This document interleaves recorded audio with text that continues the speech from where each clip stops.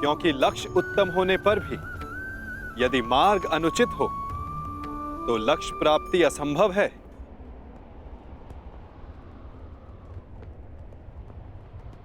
चुनने की कला धनुर्विद्या से अधिक कठिन है अंगराज।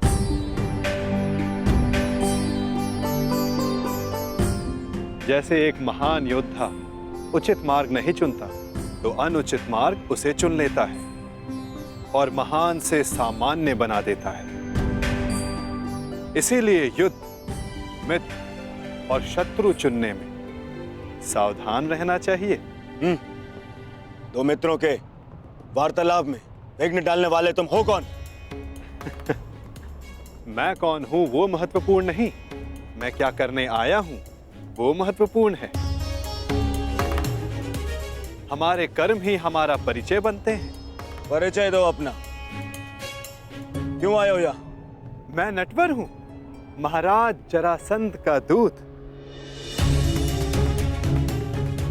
अंगराज को उनके लक्ष्य तक पहुंचाने आया हूं, वहां ले जाने आया हूं जहां उन्हें होना चाहिए।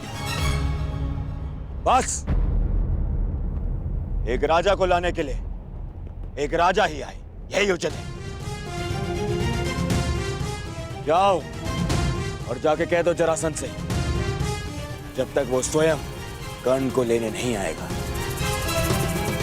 अंगराज कर्ण कहीं नहीं जाएगा। एक राजा को लाने के लिए जरासंध ने दूत भेजा।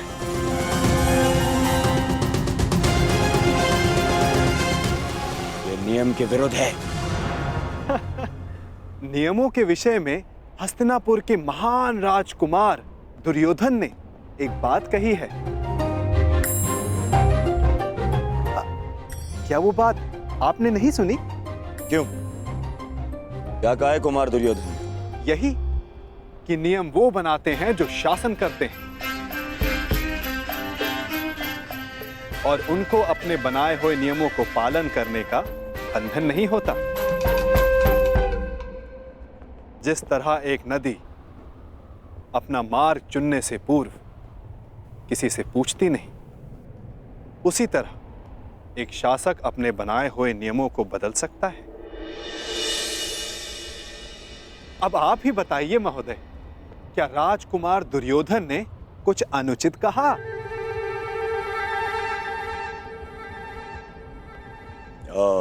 नहीं नहीं, कदापि नहीं।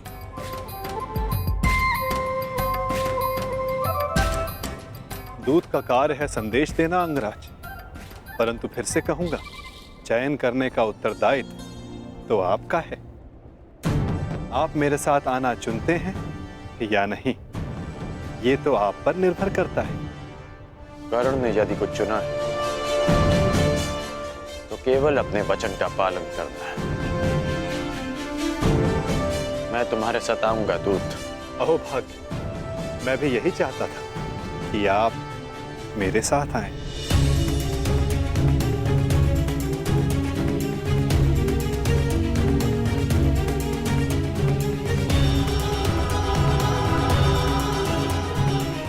जाओ मित्र, मुझे भी हस्तिनापुर जाना है एक आवश्यक कार्य के लिए। एक उक्ति आपके लिए भी है राजकुमार। ईर्ष्या की अग्नि सबसे पहले ईर्ष्यालु को जलाती है।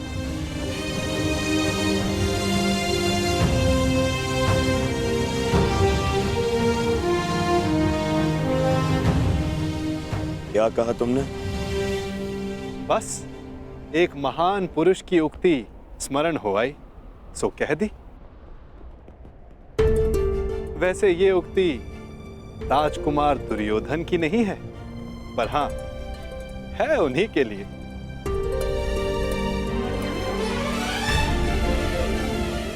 आपका दूत आपकी प्रतीक्षा कर रहा है अंगराज।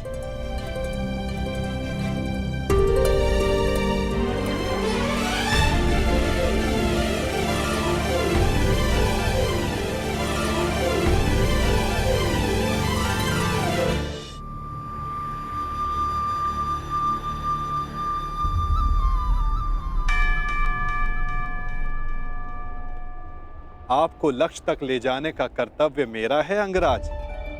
इसलिए रथ के अश्वों को किस दिशा में लेकर जाना है वो मेरे हाथों में। मैं अपना रथ स्वयं चलाना जानता हूं। जानता हूं, परंतु आज आपका सारथी बनने का अधिकार मेरा है। हाँ, अगली बार मैं ऐसा कर पाऊंगा या नहीं, ये निर्णय तो आपका कर्म और आपका चुनाव करेगा अंगराज।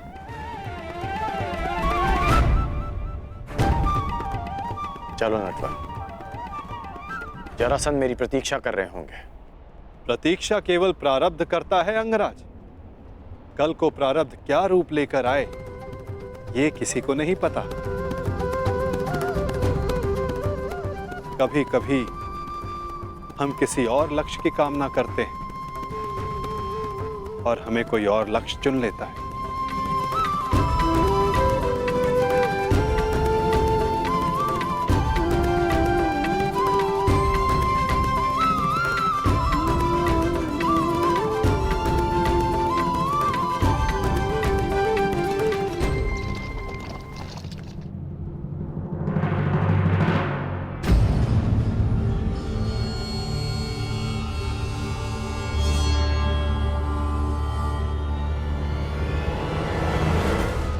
मुझे देख के यूं आश्चर्यचकित ना हो कुमार दुर्योधन।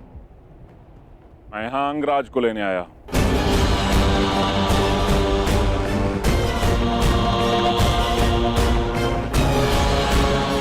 परंतु अभी अभी आपका दूत कर्ण को अपने साथ में लेकर गया।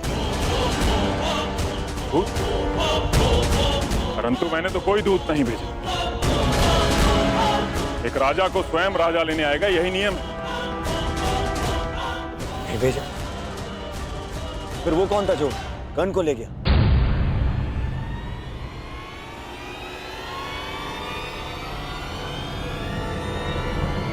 समझ गया, वही छलिया, वही मायावी जो हर बार जरासंध की छाती पर एक और पराजय का घाव कर जाता है। कृष्ण, वासुदेव कृष्ण।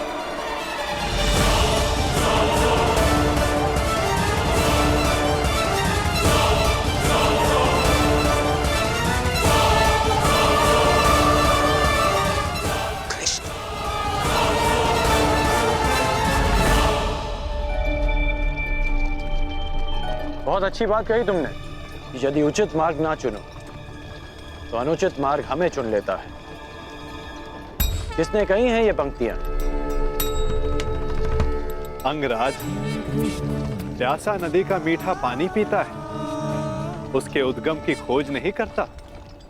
भूखा मीठा फल खाता है, वो फल किस पेड़ पर था उस पर शोध नहीं करता। ठीक उसी प्रकार किसने क्या कहा है वो महत्वपूर्ण नहीं, महत्वपूर्ण कुछ है तो ये कि कही गई बात समझ में आई या नहीं। किसने कहा है उसे ढूंढने निकलोगे तो समझ नहीं आएगा कि क्या करना है। समझ गए ना?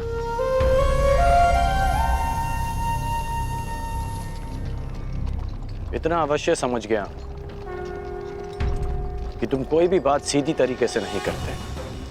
दूत हूं, मार्गदर्शक हूं, और जीवन का मार्ग कभी सीधा नहीं चलता।